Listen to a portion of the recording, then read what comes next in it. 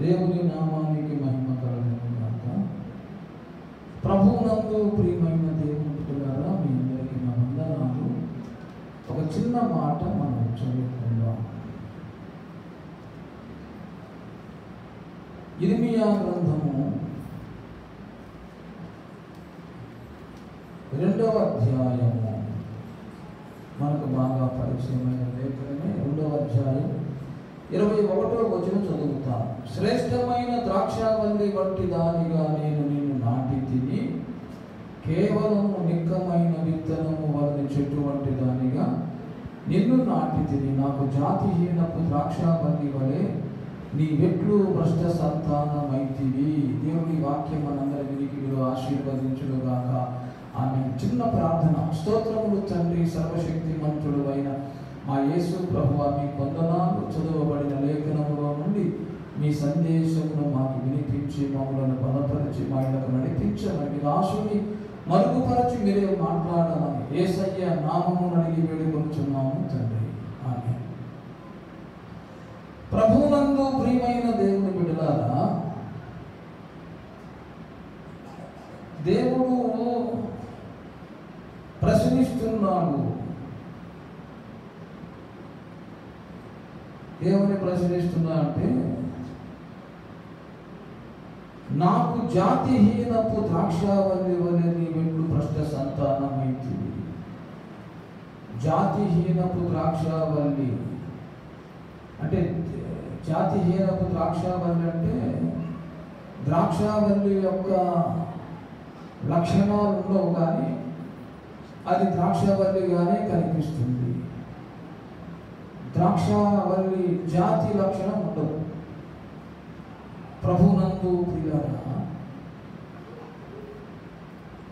దేవుడు ఇజ్రాయేలు జాతిని పోల్చి ఉద్దేశించి మాట్లాడుతూ, శ్రేష్టమైన ద్రాక్షావల్లి వంటి దానిగా నేను నాటి తిని కదా, శ్రేష్టమైన ద్రాక్షావల్లి వంటి దానిగా నేను నాటాను, నీవు జాతిహీనపు ద్రాక్షావల్లి వలె నీ వెట్లు భ్రష్ట సంతానమైతివి అని దేవుడు ప్రశ్నిస్తున్నాడు.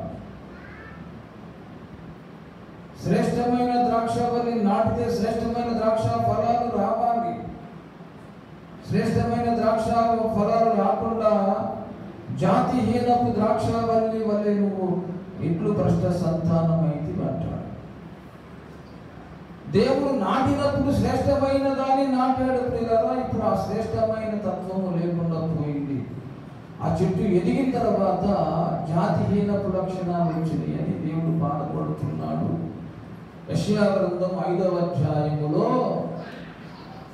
ప్రారంభ వచనాలు, నా ప్రియుని గురించి నేను పాడేదను వినుడి, అతని ద్రాక్ష తోటను బట్టి నా ఇష్టుడైన వారి గురించి పాడేదను వినుడి. సత్తువ భూమి గల కొండ మీద నా ప్రియునికి ఒక ద్రాక్ష తోట ఉండెను. ఆయన దానిని బాగుగా త్రవ్వి రాళ్లను ఏది అందులో శ్రేష్టమైన ద్రాక్ష తీగలను నాటించెను. దాని మధ్యను బొలుసు ఒకటి వేయించి ద్రాక్ష తొట్టును తొలిపించెను. ద్రాక్ష పండ్లు ఫలింపవలెనని ఎదురు చూచుచుండెను, కానీ అది కారు ద్రాక్షలు కాచెను.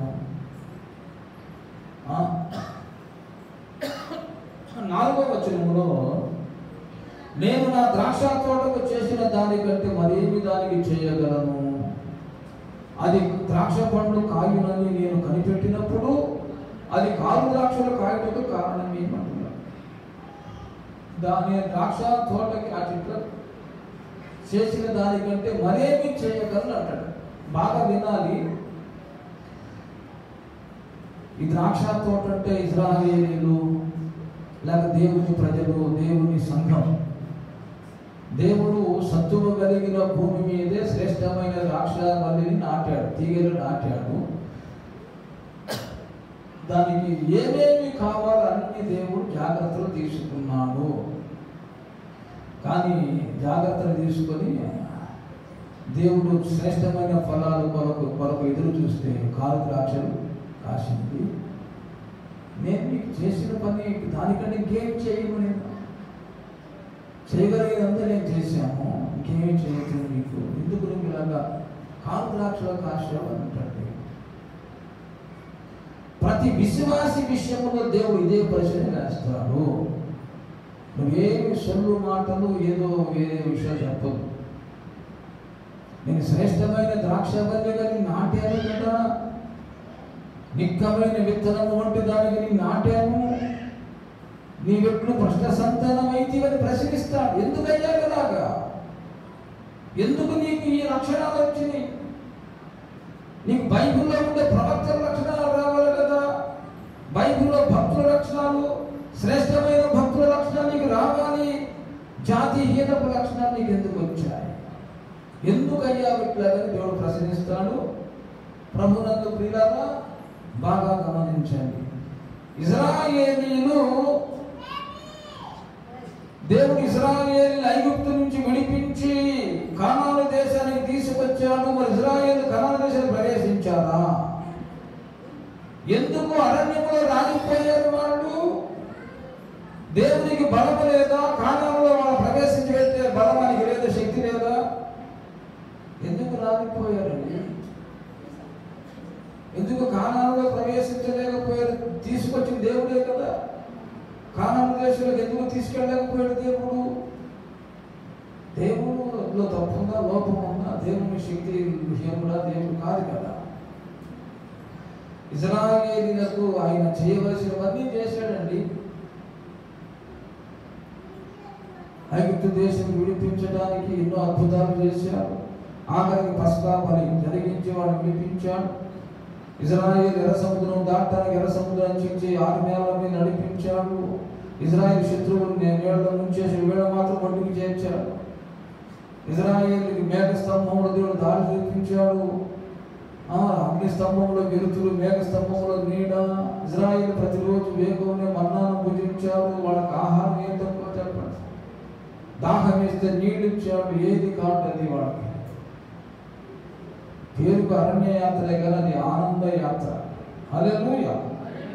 అలాంటి యాత్రలో వాళ్ళు కొనసాగిన వాళ్ళకి దేవుడు ఏదీ తక్కువ చేయడా. మరి అలాంటప్పుడు వాళ్ళు ఎందుకు దేవుని మీద సరిగారు? ఎందుకు తిరుగుబాటు చేశారు? ప్రభునందు ప్రియులారా, అలాగే ఈనాడు సంఘాలకు దేవుడు ఏం తక్కువ చేస్తున్నాడు? సువార్త ప్రకటన జరిగించాడు దేవుడు. సువార్తను చాటింపు వేయించాడు. సువార్త విని లోబడిన వారికి రక్షణ ఇచ్చాడు దేవుడు. మారు మనసు మంది బాప్తిస్మం అన్ని దేవుడు ఏర్పాటు చేశాడు. మారు మనసు కూడా దేవుడే అనుగ్రహించాడంటాడు బైబిల్ కదా. యేసు విషయంలో ఏమన్నాడు? మారు మనసు పొందడానికి అవకాశం దేవుడు ఇవ్వాలి. యేసు అంత మార్పు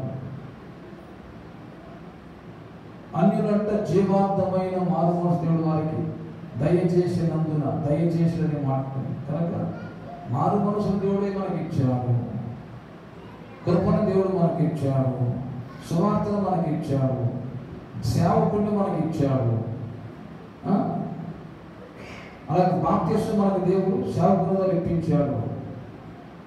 ప్రతి ఆదివారం బల్ల కార్యక్రమము, రొట్టె విరిచే కార్యక్రమం దేవుడు జరిగిస్తున్నాడు సేవకుని ద్వారా. తరచుగా ఉపవాస ప్రార్థన జరిగిస్తున్నాడు. నియామక కూడికలు జరిగిస్తున్నాడు దేవుడు సేవకుని ద్వారా. ఇవన్నీ ఎందుకు అంటే మనము పరిశుద్ధులమై పరిపూర్ణులం కావటానికి, మనము అనునాంగులము కావటానికి, మన పరిపూర్ణం కావటానికి, మనలో పాపము లోపము లేని మహిమ కలిగిన సంఘముగా మనము తయారవ్వటానికి దేవుడు ఇన్ని ఏర్పాట్లు చేశాడు. ఏది తక్కువ కాదు. ఇక నేనేం చేయాలి మీకు అంటాడు. అన్నీ చేసినా ఎందుకు భ్రష్టులైపోతున్నారు కొంతమంది? ఎందుకు భ్రష్టులవుతుందో ప్రశ్నిస్తున్నాడు దేవుడు. వాక్యం లేదా? వాక్యం ఎప్పుడైనా సరే అప్పుడప్పుడు మీరు తప్పులు చేయొచ్చు, పర్వాలేదు. వాక్యం వచ్చిందా? తప్పును ఖండిస్తుందా లేదా వాక్యం? పాపము చేయకూడదు, పాపాన్ని విడిచిపెట్టి దేవుడి వైపు తిరగటమే మారు మనస్సు. ఈ మారు మనస్సు అనే ప్రక్రియ ప్రతిరోజు ఉండాలని చెబుతున్నాం. ఉదయాన్నే లేచినప్పుడు ప్రార్థన చేయాలి, బైబిల్ చదవాలి, ఏకాంత ప్రార్థన ఉండాలి, కుటుంబ ప్రార్థన ఉండాలి, సహవాస ప్రార్థన, ఉపవాస ప్రార్థన, ఇవన్నీ ఉండాలని చెప్పుకొస్తున్నాం. ప్రతి ఆదివారం తప్పక కూడుకొని రొట్టె విరవాలి అని చెప్పుకొస్తున్నాం. ప్రతిదినము కూడుకోవాలి, సహవాస ప్రార్థన జరగాలని చెబుతున్నాం. నియామక కూడికలు మానకూడదు. కొందరు మానుకొని చున్నట్టు మీరు సమాజముగా కూడుట మానవద్దన్నాడు. విశ్వాసులారా, ఇద్దరు విశ్వాసులు ఉన్నప్పుడు మూడో వ్యక్తుల గురించి మీరు మాట్లాడుకోవద్దు. ఇక్కడ మాట అక్కడ, అక్కడ మాట ఇక్కడ చెప్పవద్దు. అన్నిటికంటే వికటముగా ఒకరినొకరు ప్రేమించుకోండి. ప్రేమ కలిగి ఉండడానికి ప్రయాసపడండి. ఒకరినొకరు హెచ్చరించుకోండి ప్రేమతో. ఎన్ని విషయాలు, ఎన్ని కోటాలు, ఎన్ని ప్రార్థనలు. ఏమండి, ప్రతిరోజు తప్పకుండా ఒక వ్యక్తి గారు సువార్త చెప్పండి. ఇవన్నీ చెప్పి దేవుడు మనకి ఏం తక్కువ చేసాడు చెప్పండి. అన్నీ నేను మీకు చేసిన దానికంటే మరేమి చేయను, చేయాల్సిందా చేసేసే కదా. మరి మీరు ఎందుకు జాతిహీనులయ్యారు? ఏలియా లక్షణాలు మీరు ఎందుకు లేవు? జాతిహీన ద్రాక్షవల్లికి ఎందుకు అయ్యారు? పౌరు లక్షణాలు మీరు ఎందుకు లేవు? మోషే లక్షణాలు ఎందుకు లేవు? బైబిల్లో శ్రేష్టమైన భక్తుల లక్షణాలు ఎందుకు లేవు? విశ్వాస వీరుల పట్టిలో ఉన్న వాళ్ళ భక్తుల లక్షణాలు మీరు ఎందుకు లేవు? జాతిహీన లక్షణాలు ఎందుకు వచ్చినాయి? ఎందుకు భ్రష్టులైపోయారని ప్రశ్నిస్తున్నాడు దేవుడు. వాడు చెబుతున్నాడు, మనం భ్రష్టులం కాకుండా మనం శ్రేష్టమైన ద్రాక్ష ఫలాలు ఫలించాలంటే దేవుడు మనకి ఇచ్చిన ఈ అవకాశాలన్నింటినీ మనం సద్వినియోగం చేసుకోవాలి. హల్లెలూయా, హల్లెలూయా. సేవకుడు వాక్యం చెబుతున్నాడు, అది మనకి ఆశీర్వాదమే. వాక్యం విని మనం దాన్ని సద్వినియోగం చేసుకోవాలి. నియామక కూడికలు ప్రార్థన జరుగుతున్నాయి. ప్రార్థనకు వస్తున్నారా? ప్రార్థనకు రావాలి. సమయాన్ని సద్వినియోగం చేసుకోవాలి. వాక్యం వినాలి. వాక్యానికి వ్యతిరేకంగా మన జీవితం ఉండి దిద్దుకోవాలి, సరి చేసుకోవాలి. ప్రార్థన చేయాలి. వ్యక్తిగత ప్రార్థనలు, సంఘ ప్రార్థనలు అటెండ్ అవ్వాలి, ఖచ్చితంగా అటెండ్ అవ్వాలి. సంఘములో ఒక ప్రార్థన ప్రకటిస్తే ఎందుకు రాదు? రాలేని పరిస్థితి ఉందని చెప్పండి. న్యాయమైన కారణమేనా? ఇక్కడ ప్రార్థన జరుగుతున్న పనులు జీవముని ఎగైకను పగపగ. మళ్ళీ చెబుతున్నానండి, మీరు భ్రష్టులు కాకుండా ఉండాలంటే ప్రతి ప్రార్థనకు దాదాపుగా అటెండ్ అవ్వాలి. ఏదో తప్పదు అనుకుంటే రాకపోయినా పర్వాలేదు, దేవుడు క్షమిస్తాడు. కానీ పెద్ద తప్పని పరిస్థితి అంటే సాధ్యమైనంత వరకు ఈ కోటాలు ప్రార్థనలు ఎవరి కోసం? నా కోసమా, సంఘం కోసమా? సంఘము ప్రతి ప్రార్థనకు అటెండ్ అవ్వాలి. ప్రతి ప్రార్థన కూడికలో దేవుని వాక్యం వినాలి. మన జీవితాలు సరి చేసుకోవాలి. ఏమండి, మీరు వ్యక్తిగతంగా వాక్యం వింటమే కాకుండా వ్యక్తిగత అభ్యాసం, సాధన, ఇంటికాడ ఏకాంత ప్రార్థనలు, ఏకాంతంగా బైబిల్ ధ్యానం చేసుకోవాలి. వ్యక్తిగతంగా దేవుడితో సహవాసం చేయాలి. ఇవన్నీ చెబుతున్నాం. ఇవన్నీ వినేసి మరి భ్రష్టులు ఎలా అవుతున్నాం? నేను చేసిన దానికంటే మరేమి చేయాలి మీకు అంటాడు దేవుడు. కనుక మనం పరిపూర్ణం కావటానికి, పరిశుద్ధులు కావటానికి అవసరమైనంత కూడా మనకి ఈ కూడికల్లోనే, ప్రార్థనా కూడికలు లక్ష్య పెడితేనే ఖచ్చితంగా మనం పొందుకుంటాం. కనుక సంఘములో జరిగే ప్రతి కార్యక్రమానికి సాధ్యమైనంత వరకు అటెండ్ అవ్వండి. వాక్యం వినండి. బ్రతుకు సరి చేసుకోండి. వాక్యం ద్వారా వెలిగించబడండి. ఈ క్రమాలు మీరు పాటించకపోతే ప్రతి ఆందోళన సడుగుతూ, ప్రతి ఆందోళన నిర్లక్ష్యం, ప్రతి విషయంలో ఏమనుకోవటం మాకు తెలియదా ఏంటి నిర్లక్ష్యం, ఈ విధానంలో ఉంటే ఖచ్చితంగా ఆఖరికి నీవెందు భ్రష్ట సంతానం అయ్యావనే ప్రశ్న దేవుడు నిన్నే అడుగుతాడు.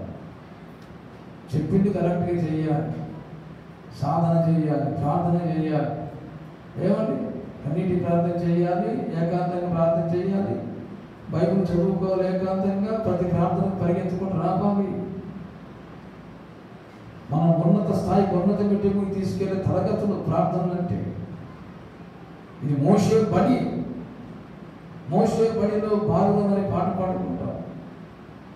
కనుక ప్రభునందు ప్రియులారా, దేవుని మార్గం ఏంటో తెలియజేసే పని, భయభక్తులు నేర్పే పని, దేవుని సన్నిధిలో ఎదగటానికి మనకు ఎంతో ఉపయోగకరమైన సన్నిధి దేవుని పని. కనుక మనం దేవుడు ఇప్పుడు సేవకుడు వచ్చేసి ఒక్కడే వాకింగ్ చెప్పుకుంటూ వెళ్తే నువ్వు కొంతమంది వస్తే వస్తారా తెలియదు అలా ఉంటే నువ్వు కరెక్ట్గా ఉంటావా, మంచి ఫలాలు ఫలిస్తావా చెప్పు. కారు ద్రాక్ష ఎందుకు వచ్చింది అంటే లెక్క చేయకపోవటం, లెక్కలేనితనం, అవిధేయత. ఆయన చెప్పుకుంటాడు మన పద్ధతి. మనకు ఏ రోజు మారు మనసు వచ్చింది, మారు మనసు వస్తే ఆదివారం మారు మనసుకి వచ్చిన తర్వాత రొట్టె తీసుకున్నాం, ప్రభు శరీరం తిన్నాం అనుకో, మరి ఈ వారం అంతా మారు మనసు విధానం మీద కనబడుతుందా? లేదు, మళ్ళీ పాత బ్రతికి, పాత జీవితం. కనుక ఇక్కడ ఎక్కడో తేడా పడుతుంది. అది ఎవరికి వాళ్ళకి తెలుసు, నేను చెప్పవసరం లేదు. దేవుడు మన సంఘం పట్ల, మన పట్ల చేయవలసిన కార్యాలన్నీ సేవకుని ద్వారా జరిగిస్తున్నాడు. వాటిలో అటెండ్ అవ్వండి, వాక్యం వినండి, ప్రార్థన చేయండి, సేవకుడు చెప్పిన ప్రకారం ముందుకు నడవండి. చెప్పింది చేయకోకుండా మీ ఇష్ట ప్రకారం చేసి ప్రార్థన కోటాలే మానేస్తే మనం భ్రష్టులం అయిపోతాం, జాతిహీనం, ద్రాక్షావల్లిగా అవుతాం. దేవుడు మన పట్ల ఏమి చేస్తున్నాడు దానికి మనం ఖచ్చితంగా పూనుకోవాలి, అటెండ్ అవ్వాలి, వాక్యం వినాలి, లోపడాలి. దీని పట్టాలు ఏం చెప్తాం? పేతురు వాక్యం చెప్పినప్పుడు ఆ వాక్యం అంగీకరించిన వారు 3000 మంది, 1000 మంది బాప్తిస్మం తీసుకుని సంఘంలో చేర్చబడి వీరు అపోస్తుల బోధ సహవాసం రొట్టె గురించి లేదు, ప్రార్థన చేయడం, నిడదక్క ఉన్నారు, ప్రతిదినం తప్పక కూడుకుంటున్నారు. ఇవి చేసేది వాళ్ళు. అందుకని వాళ్ళు వర్ధిల్లా అభివృద్ధి చెందని ఎదిగా విస్తరించారు. మరి మనం ఇవి చేస్తున్నామా? అపోస్తుల బోధ, సహవాసము, రొట్టె చేసుకోవడం, ప్రార్థన ఎడతెక్క ఉంటున్నామా? ప్రతిదినం కూడుకుంటున్నామా? ప్రతి రోజులకి కూడికల్లో మనం కలుస్తున్నామా? మనకి ఆలోచించండి ప్రియులారా. దేవుడు నీ పట్ల చేయవలసిన కార్యాలన్నీ దేవుడు ఏదో ఒక రకంగా తన సేవకుని ద్వారా జరిగిస్తున్నాడు. మరి ఎందుకు ఆఖరిగా చూస్తే కారు ద్రాక్షలు చేశాడు? ఎందుకు భ్రష్ట సంతానం అయ్యారు? దేవుడికి ఆశ్చర్యం కలుగుతుంది. ఎందుకు భ్రష్టుని లక్ష్యాలు కనిపిస్తున్నాయి?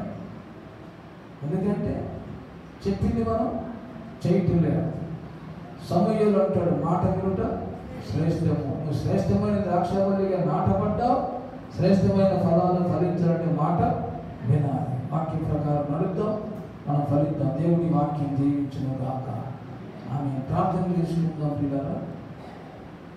సంఘము ద్వారా, సేవకుని ద్వారా దేవుడు చేయగలిగేవన్నీ చేస్తున్నాడు. నువ్వు పరిపూర్ణ అవ్వటానికి అవసరమైనవన్నీ, మీరు భ్రష్టులు కాకుండా పరిపూర్ణ అవ్వటానికి అవసరమైనవన్నీ కూడా జరుగుతున్నాయి. నువ్వు దూరం ఉంటున్నావు, కూటములకు రావు, ప్రార్థనలకు రావు, కన్నీరు కాచు, వాక్యం వినము. దేవుడు ఈరోజు నాతో ఏం మాట్లాడుతున్నాడు నీకు తెలియదు. ఈ సొంత కవిత్వము, సొంత అభిప్రాయము, సొంత పద్ధతిలో సొంత సచిత్తాన్ని కలిగిస్తున్నావు. నీకు నచ్చిన నువ్వు చేసుకుంటూ ముందుకు పోతున్నావు. ఆఖరికి భ్రష్టుడు అయిపోతున్నావు, భ్రష్టురాలు అయిపోతున్నావు. మీరు ఎట్లు భ్రష్ట సంతానం అవుతున్నారు అన్నాడు దేవుడు. చెప్పి చెయ్యండి, క్రమంలోకి రండి, కోటాలు మానొద్దు. సమాజ కూడికలు కొంతమంది మానుతున్నారు, అది ఇప్పుడు కూడా జరుగుతుంది. మీరు మానొద్దు అన్నాడు. మనం మానొద్దు. సమాజ కూటములో యేసయ్య దొరుకుతాడు, సమాజ కూడికలో దేవుని వాక్యం దొరుకుతుంది, యేసయ్య సన్నిధి దొరుకుతుంది, యేసయ్య వస్త్రాలు దొరుకుతాయి మనకి. ఆ వస్త్రాలు ముట్టుకుంటే మన రోగాలన్నీ పోతాయి. దేవుని సన్నిధి దొరుకుతుంది, సన్నిధిలో ఆనందం దొరుకుతుంది, సంపూర్ణ సంతోషం. నిర్లక్ష్యం చేయమాకండి ప్రియులారా. దేవుడు ఏర్పాటు చేసిన సంఘములో కొన్ని కట్టుబాటులు ఉన్నాయి. నియామక కోడికలు మానకూడదు, కర్మేలు ప్రార్థన మానకూడదు, నీడనే సమయం ఉండగానే ప్రతిదినం మనం కూడుకోవటం మానకూడదు, దేవుని వాక్యం చదవటం మానకూడదు, ప్రతిరోజు ఏకాంత ప్రార్థన చేయటం మానకూడదు, కుటుంబ ప్రార్థన మానకూడదు, కనీసం వారం నెలకొకసారి ఉపవాస ప్రార్థన, ఏకాంత ప్రార్థన మానకూడదు. ఇవన్నీ మనం కరెక్ట్గా చేయగలిగితే ప్రియులారా, మనం ఎప్పటికీ భ్రష్ట సంతానముగా ఉన్నాం. మన శ్రేష్టమైన ద్రాక్షవల్లిగానే ఉంటాం. ప్రార్థన చేసుకుందాం. ప్రభువునందు ప్రియమైన దేవుని